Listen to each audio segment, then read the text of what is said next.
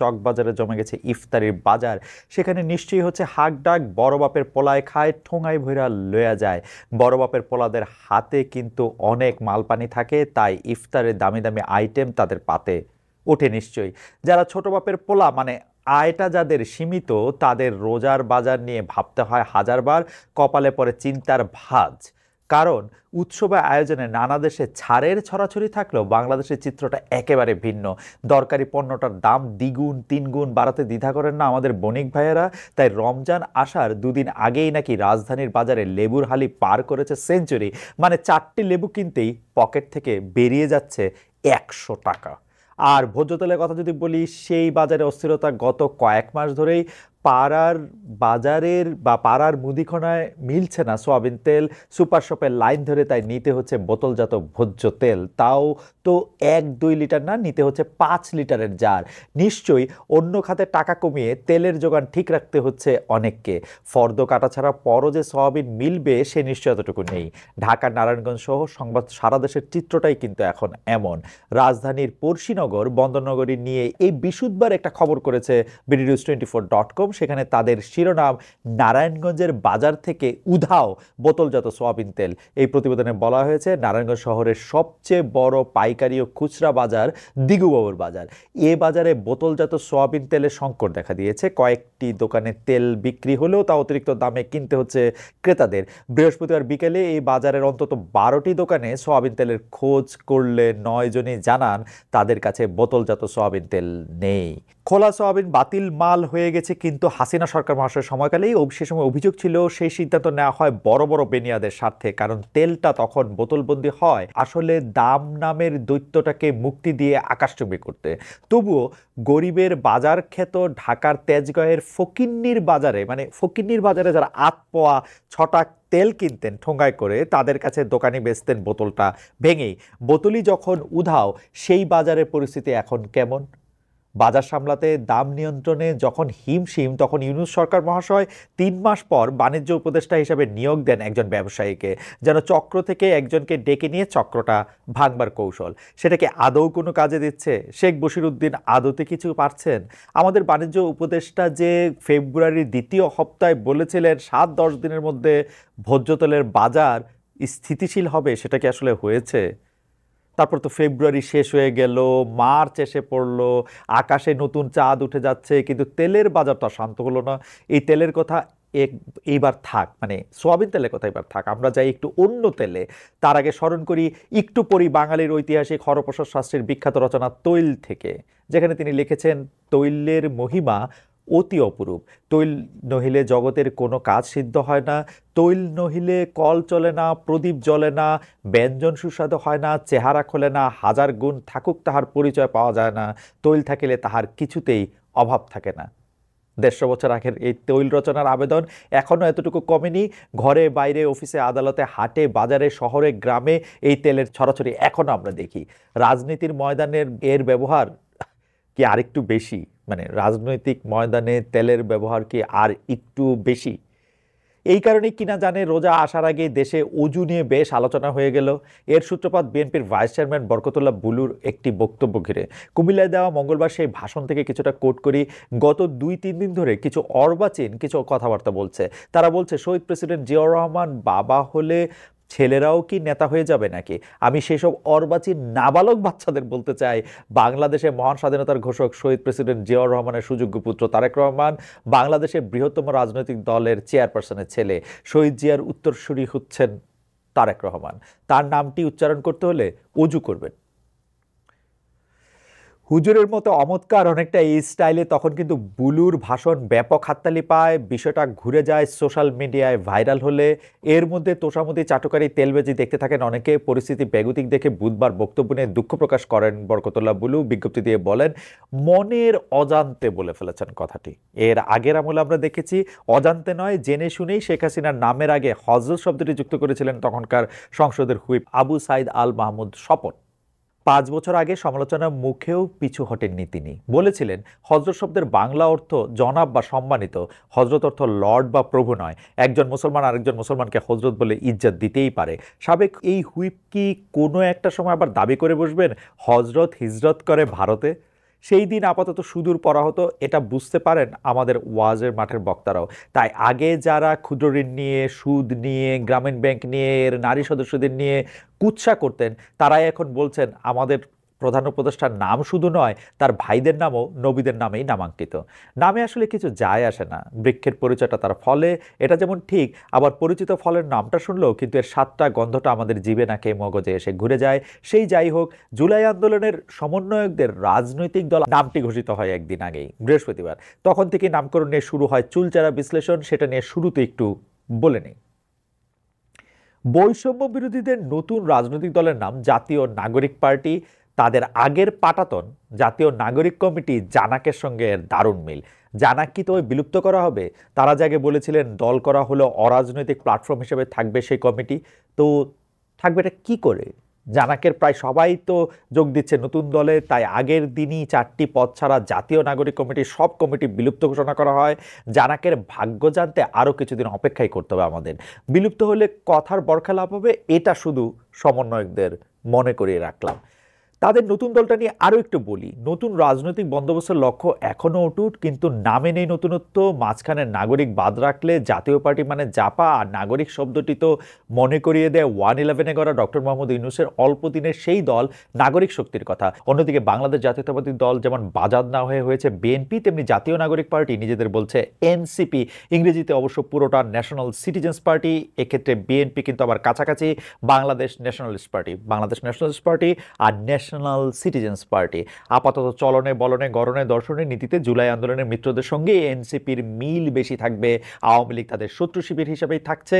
সেক্ষেত্রে নাহিদরা তো শুধু বিএনপি জামায়াত এদের ভোট ব্যাংকই থাবা বসাতে পারবে বলে মনে করছেন কেউ কেউ, আর তাদের পক্ষে আসতে পারে নিরপেক্ষ ভোটাররাও। পালিয়ে থাকা আওয়ামী লীগের নেতাকর্মী বাদ থাকুক, এই দলটির সমর্থকদের, ভোটারদের এই নতুন দলটি কিভাবে ডিল করবে তা অবশ্য নির্ভর করছে নাহিদ আক্তাররা দলটিকে আসলে কোথায় নিয়ে যেতে চাইছেন।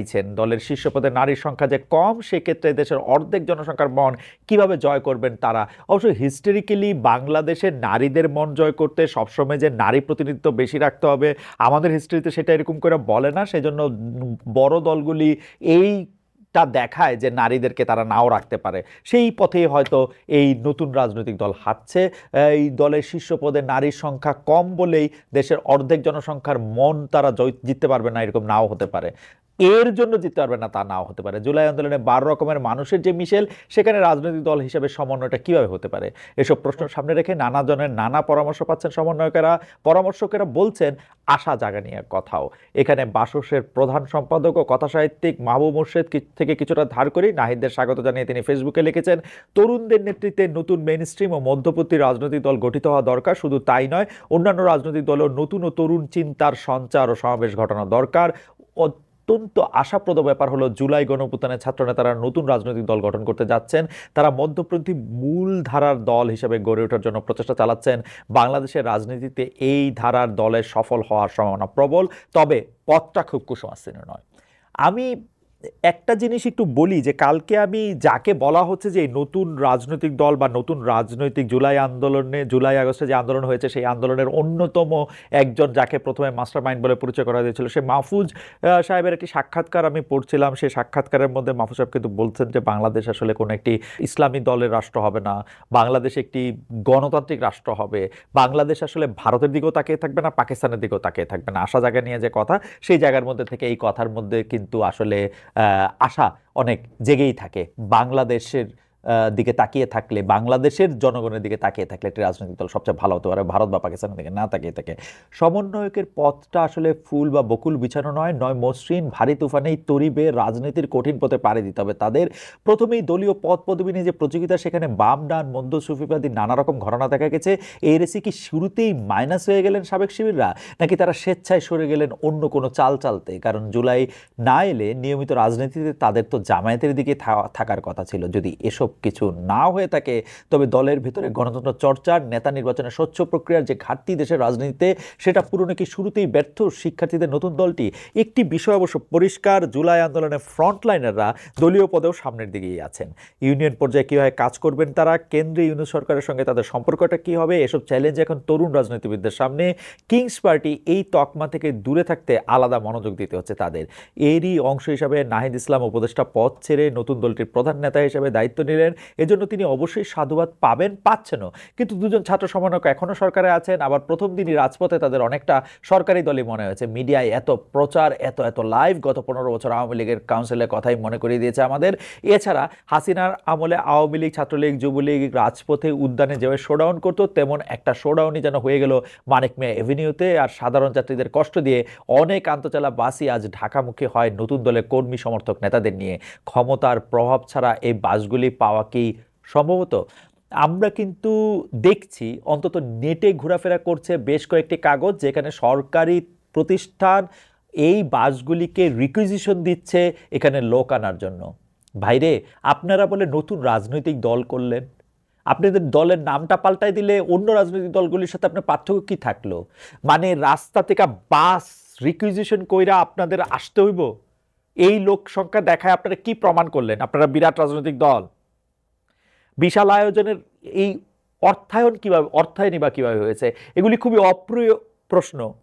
এই প্রশ্নগুলি আমরা এখনো করতে চাই না, বা আমাদের করতেই হবে। আসলে এই রাজনৈতিক দলের অর্থই সকল অনর্থের মূল, এটা আমরা বহুবার দেখেছি। আশা করি নতুন রাজনৈতিক বন্দোবস্ত হিসেবে এসব খরচের উৎস জনতার সামনে তুলে ধরা হবে। তবে নতুন দলের আত্মপ্রকাশের ঘোষণায় নতুন বন্দোবস্তের একটি দিক তুলে ধরতে চেয়েছেন জাতীয় নাগরিক পার্টির আহ্বায়ক নাহিদ ইসলাম। তার ঘোষণা থেকে কোট করছি: বাংলাদেশে ভারতপন্থী, পাকিস্তানপন্থী কোনো রাজনীতির ঠাঁই হবে না। আমরা বাংলাদেশকে সামনে রেখে, বাংলাদেশের জনগণের স্বার্থকে সামনে রেখে সকলে ঐক্যবদ্ধভাবে রাজনীতি এবং রাষ্ট্র বিনির্মাণ করব।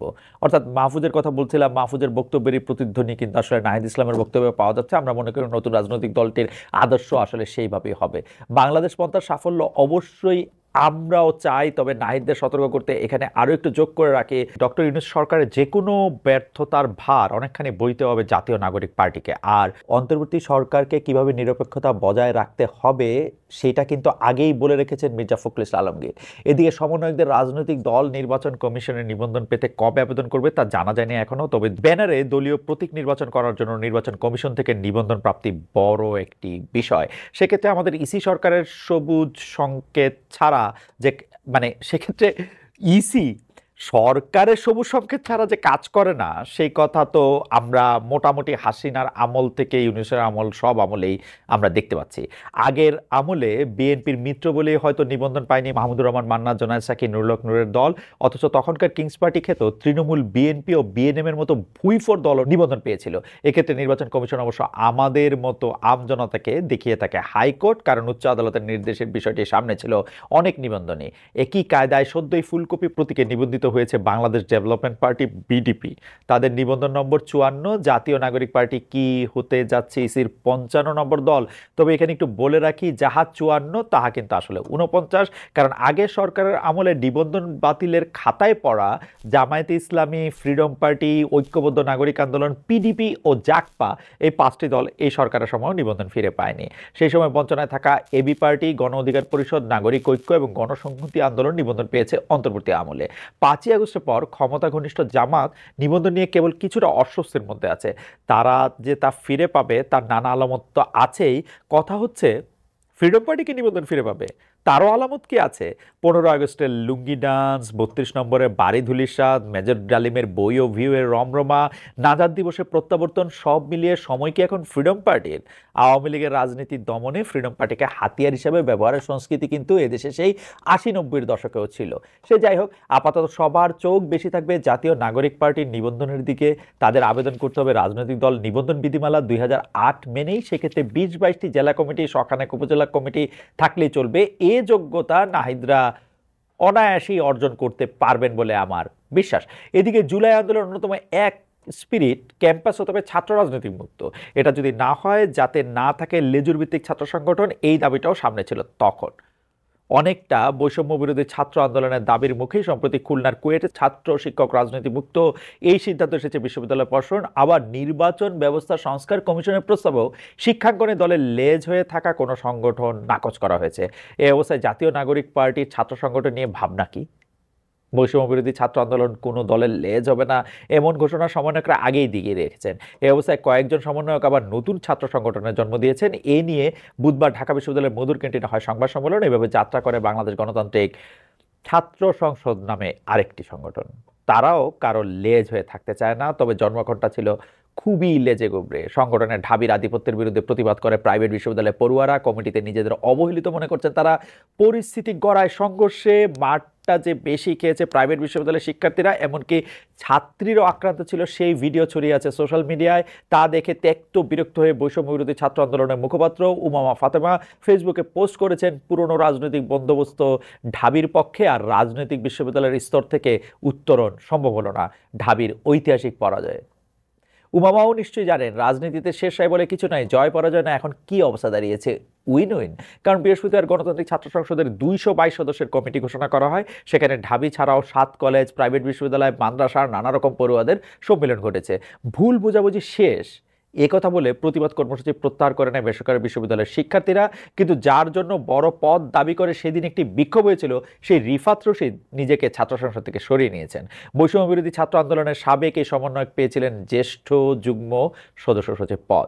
জুলাইয়ে বিজয়ী সমন্বয়কেরা সুনির্বাচিত নাকি স্বনির্বাচিত হচ্ছেন বিভিন্ন সংগঠনে, সেই প্রশ্ন কিন্তু থেকেই যায়। তাদের সবকিছু কি বৈষম্যহীন প্রক্রিয়ায় হচ্ছে, এমন প্রশ্নই তুলেছেন সাংবাদিক ও গবেষক আমিনুল রশিদ। ডেইলি স্টার অনলাইনের বাংলা সংস্করণে থাকা তার লেখা থেকে একটু পড়ি। যে বৈষম্যের বিরুদ্ধে জুলাই অভ্যুত্থান হলো এবং যারা এই আন্দোলনের সামনে সারিতে ছিলেন তারাই যখন বৈষম্যের শিকার বলে অভিযোগ তোলেন এবং অভিযুক্ত হন, সেটি অনেকগুলো প্রশ্নের জন্ম দেয়। প্রথম প্রশ্ন হলো, নতুন বাংলাদেশ নির্মাণের জন্য চিন্তা ও কর্মে যে নতুনত্বের ছাপ থাকা দরকার ছিল, কথাবার্তা আচার আচরণে যে অভিব্যক্তিতে যে ধরনের বিনয় ও মাধুর্য কাঙ্ক্ষিত, সেটি কেন তাদের মধ্যে অনুপস্থিত? কেন তারা পুরনো ধারার রাজনীতি, পদ পদবি ও চেয়ারের জন্য মারামারি করবেন? এদিকে শুধু মারামারি বা মব নয়, ছিনতাই, রাহাজানি, চুরি, ডাকাতি, ধর্ষণ, নানা অপকর্ম ঘটে চলছে দেশে। চাপাতি হাতে পুলিশ সদস্যকে শাসানি দিচ্ছে কিশোর গ্যাং। এমন ভিডিও দেখে ভয়ে আতঙ্কে দিন গুজরান করছেন আমজনতা। কথায় বলে অল্প শোকে কাতর, অধিক শোকে প্রাথর। আর অতি বেশি নিরাপত্তাহীনতার অনুভূতি কি মানুষকে কৌতুকপ্রবণ করে তুলতে পারে? মঙ্গলবার ফেসবুকে এমন এক পোস্ট দিয়েছেন ব্যাংকার ও লেখক ফখরুল আবেদিন মিলন। তার সেই লেখাতে আমরা পড়ি, সন্ধ্যায় 2 কলিগ আসলো বিদায় নিতে আর দোয়া চাইতে। জিজ্ঞেস করলাম, দোয়া কি জন্য চাও? একজন বলল, স্যার মিরপুর যাচ্ছি, ছিনতাইকারীরা যেন না ধরে সেজন্য আপনার দোয়া চাই। আরেকজন বলল, স্যার মোহাম্মদপুর যাচ্ছি, চেহারা সুরত ভালো না, পাবলিক যেন আমাকে ছিনতাইকারী না ভাবে। দুইজনকেই দোয়া পরে ফু দিয়ে দিলাম। কি বোঝা গেছে ব্যাপারটা? জনমনে এখন দুই ধারার ভয়। একটা অপরাধী কখন ঝাঁপিয়ে পড়ে সেটা, আর অন্যটি গণপিটুনির। কয়েকটি দিন রাত যখন চুরি, ডাকাতি, ছিনতাই, ধর্ষণ দফায় দফায় ঘটতে থাকে, তখন মানুষ আবার প্রতিরোধে নামে। পুলিশ কিংবা যৌথ বাহিনী কারো ভরসায় না থেকে নিজেরাই পাহারা বসায়। এমন এক সময় অপরাধীরা জনতার হাতে ধরা পড়লে গণপিটুনির ঘটনাও ঘটতে পারে। গত মঙ্গলবার রাতেই তো উত্তরায় দুজনকে ফুটওভার ব্রিজে উল্টো করে ঝুলে রাখে বিক্ষুব্ধ একদল মানুষ। তারা নাকি ছিনতাইকারী। কথা হচ্ছে, অপরাধী ধরা পড়লে তাকে থানা, পুলিশ, আদালতের হাতে ছাড়তে হবে। আইন তো নিজের হাতে তুলে নেওয়ার জিনিস না। অপরাধ প্রতিরোধ করতে গিয়ে কেউ গণপিটুনি বা মব করতে পারেন না, এটাও এক ধরনের অপরাধী, যার দায় নিতে হবে নিরাপত্তা প্রশাসনকেও। কারণ তাদের প্রতি আস্থাহীনতা থেকেই আমজনতা আইনের আশ্রয়ের জায়গাটিতে আর ভরসা পাচ্ছে না। নাজুক এক নিরাপত্তা পরিস্থিতিতে স্বরাষ্ট্র উপদেষ্টা জাহাঙ্গীর আলম চৌধুরীর পদত্যাগ দাবি করছেন অনেকে, তবে তিনি পদত্যাগ করবেন বলে মনে হয় না। তিনি পদত্যাগ করবেন এরকম কোনো লক্ষণও আমরা দেখতে পাচ্ছি না। তিনি মনে করছেন তিনি ঠিকঠাকই করছেন, এমন দাবির মুখে তিনি রাত 3টার সময় একটা সংবাদ সম্মেলন ডেকেছেন। সেটা রোববার দিবাগত রাতের ঘটনা। সেদিন রাত 10টার দিকে বনশ্রীতে ছিনতাইয়ের এক ঘটনায় বিক্ষুব্ধ হয় জনতা। এক স্বর্ণ ব্যবসায়ীকে গুলি করে 200 ভরি সোনা এবং নগদে 1 লাখ টাকা ছিনে নেন দুর্বৃত্তরা। এই ভিডিও ছড়িয়ে পড়লে বিপাকে পড়েন উপদেষ্টা জাহাঙ্গীর আলম চৌধুরী। তাই সেই রাতেই ঠিক শুভ সাদিকের আগেই তিনি আসলে সংবাদ সম্মেলন ডাকেন। সংবাদ সম্মেলন ডাকতে গিয়ে তার কারণ বোঝাতে গিয়ে তিনি সবাইকে বোঝান যে দেখেন, আমরা ঘুমাচ্ছি না, আপনারা যে ঘুমাচ্ছেন না সেটা যে আমাদেরকে দেখাইতে হচ্ছে, সেইটাই হচ্ছে একটা বিরাট প্রবলেম। এবং আপনি আমাদেরকে কি তথ্য দিলেন যেটা প্রেস রিলিজে দেওয়া যেত না?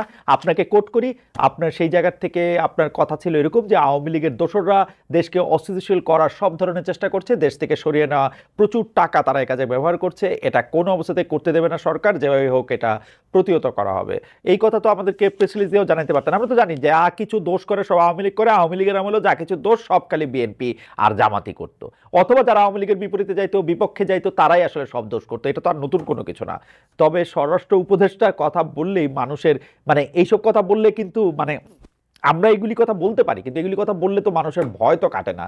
জনজীবনে আসার নিরাপত্তা আওয়ামী লীগ করছে নাকি অন্য কেউ করছে সেটা বুঝে বা না শুনে আমজনতার কোনো লাভ নেই, কাজ নেই। ভয়হীনভাবে ঘরের বাইরে বিচরণ করতে চান তারা, কিন্তু একটা মেগাসিটির যে বৈশিষ্ট্য রাত জেগে থাকা বা 24 ঘন্টায় অনেকগুলি সার্ভিস ওপেন থাকা, সেটা যেন মিলিয়ে যাচ্ছে শহর ঢাকায়।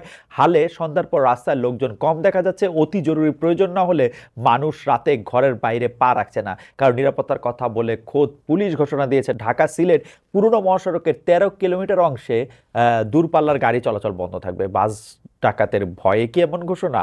এজন্য রবীন্দ্রনাথ ঠাকুরের জুতা আবিষ্কারের কবিতার মতো ধুলার মাঝে না যদি দেন পা, তাহলে পায়ে ধুলা তো আর লাগে না। আমাদের পদযুগল পরিচ্ছন্ন রাখতে যেমন জুতাটাই লাগবে, অন্য কোনো কিছুতে হবে না, তেমনি জননিরাপত্তা নিশ্চিতে অপরাধীকেই ধরতে হবে। কে কখন কীভাবে ষড়যন্ত্র করছে এসব বলে কোনো ফায়দা হবে না, হবে শুধু সস্তা রাজনীতি। আগের আমল থেকেই চলছে এই ট্যাগিং সংস্কৃতি, শুধু অন্যের কাঁধে দোষটা তুলে দিয়ে নিজের দায়মুক্ত থাকার প্রবণতা। কিন্তু সরকার যারা, দায়টা তাদেরও নিতে হবে, তাদেরই নিতে হবে, আসলে তাদেরও না, তাদেরই নিতে হবে। তৌহিদি জনতার ব্যানারে মুক্ত স্বাধীন ভাঙাভাঙি চলবে, কিশোর গ্যাং লাই পাবে, রাজপথে যা ইচ্ছা তাই চলবে দিনভর। আর এসব দেখে দেখে চোর ডাকাত ছিনতাইকারী হাত পা গুটিয়ে বসে থাকবে, তা কি হতে পারে? কিন্তু সরকার এত নরম আর কোমল কেন? আসলেই কি তারা নরম? অপারেশন ডেভিল হান্ট নামে আওয়ামী লীগ, যুবলীগ, ছাত্রলীগ দমনে তো তারা কম যাচ্ছে না। জননিরাপত্তা নিয়ে তবে এই উদাসীনতা কেন? এই উদাসীনতা নিয়ে কিন্তু অনেকের মনেই আশঙ্কা দেখা দিয়েছে। অনেকের মনেই আমরা দেখতে পাচ্ছি যে এই আশঙ্কা, এরকমও আশঙ্কা রয়েছে যে মানে সেনাবাহিনী ক্ষমতা দখল করবে কিনা, সেনাবাহিনী ক্ষমতা দখল করলে ভালো হবে কিনা, আমরা আরেকটি মার্শালও চাই কিনা, আমরা কি এরকম স্লোগান রাজপথে দেখতে পাবো কিনা, এই মুহূর্তে দরকার সেনাবাহিনী, সরকার জাতীয় থিং, অথবা অন্য কোনো জায়গায় অন্য কেউ কি আসলে কোনো সুবিধা নিবে? জনমনে নানা প্রশ্ন উদয় হচ্ছে, নানা শঙ্কা তৈরি হচ্ছে। বিষয়টিকে আজ করতে পেরেছেন সেনাপ্রধান। 5ই আগস্ট শেখ হাসিনা দেশ ত্যাগের পর যখন অনিশ্চিত একটি পরিস্থিতি, তখন একটি অন্তর্বর্তী সরকার গঠনে মুখ্য ভূমিকায় ছিলেন বাংলাদেশ সেনাবাহিনীর প্রধান জেনারেল ওয়াকারুজ্জামান। ডক্টর মোহাম্মদ ইউনূস যখন দায়িত্ব নিলেন, তারপর নিজেকে অনেকটা আগের অবস্থানে নিয়ে গেছেন সেনাপ্রধান। কিন্তু সম্প্রতি এক ভাষণে তিনি যেন 5ই আগস্টে সেই অভিভাবকতুল্য অবস্থানে নিজেকে আবার প্রকাশ করলেন। এখানে একটু খেয়াল করেন, মানে সেনাপ্রধানের অভিভাবকতুল্য অবস্থানকে আমরা চাই। একটা দেশে তো মার্শালও চলতেছে না, তাহলে সেনাপ্রধান কেন এরকম একটা ভাব করবেন, একটা অভিযোগ তুলবে? তার মুখ দিয়ে কেন এরকম বাইর হবে ডক্টর ইউনূস? ডক্টর ইউনূস সরকার প্রধান, যখন শেখ হাসিনা সরকার প্রধান ছিলেন তখন নাম বাইর করতে পারছেন মুখ দিয়ে শেখ হাসিনা, এখন কেমনি এত সহজে ডক্টর ইউনূস কন? এগুলি কিন্তু ছোট ছোট বিষয়, কিন্তু অনেক কিছু কিন্তু বোঝা যায়। আমার মনে হয় যে বিভিন্ন বিষয় নিয়ে তিনি কাদা ছোড়াছড়ি, পিলখানা হত্যাকাণ্ড, গোয়েন্দা সংস্থা বিভিন্ন প্রতিষ্ঠানকে হেয় করার বিষয় নিয়ে সবাইকে সতর্ক করেছেন। তার সতর্ক করার চেয়ে আমার কাছে মনে হয় যে বক্তব্যের চেয়ে বা কোনো একটা উপদেশের চেয়ে উদাহরণ ভালো। কাজটা তো তার করার কথা, ম্যাজিস্ট্রেসি তো তিনি নিয়ে রাখছেন, তার বাহিনী নিয়ে রাখছেন 6 মাস ধরে। তারপর তিনি এটার সংখ্যা বিবেচনা করে করছেন, এমনি পারতেছি অমনি পারতেছি না। এটা কেন পারবেন না? কেন? এই যে সবাইরে আপনি সতর্ক করে দিলেন, সবারে বললেন দেশ স্থিতিশীল না হলে স্বাধীনতা সার্বভৌমত্ব ঝুঁকিতে পড়তে পারে, এইসব কথার আসলে কোনো অন্তর্নিহিত অর্থ আছে তো, তাই না? স্বাধীনতা সার্বভৌমত্ব ঝুঁকিতে পড়তে পারে। তবে পিলখানার হত্যাকাণ্ডে নিয়ে যেসব ষড়যন্ত্র তত্ত্ব আলোচিত হচ্ছে হালে, তা নিয়ে এক ধরনের বিরক্তিও প্রকাশ করেছেন তিনি। সেনাপ্রধানের ভাষণ থেকে এই জায়গাটুকু কোট করি, একটা জিনিস আমাদের সবসময় মনে রাখতে হবে, এই বর্বরতা কোনো সেনা সদস্য করেনি, সম্পূর্ণটাই তদানীন্তন বিডিআর সদস্যদের দ্বারা সংগঠিত, ফুল স্টপ। এখানে কোনো ইফ এবং বাট নাই। এখানে যদি ইফ এবং বাট আনেন, এই যে বিচারিক কার্যক্রম এতদিন ধরে হয়েছে, 16 বছর ধরে 17 বছর ধরে যারা জেলে আছেন, যারা কনভিক্টেড, সেই বিচারিক প্রক্রিয়া ব্যাহত হবে। এই জিনিসটা আমাদের খুব পরিষ্কার করে মনে রাখা প্রয়োজন। এই বিচারিক প্রক্রিয়াকে নষ্ট করবেন না।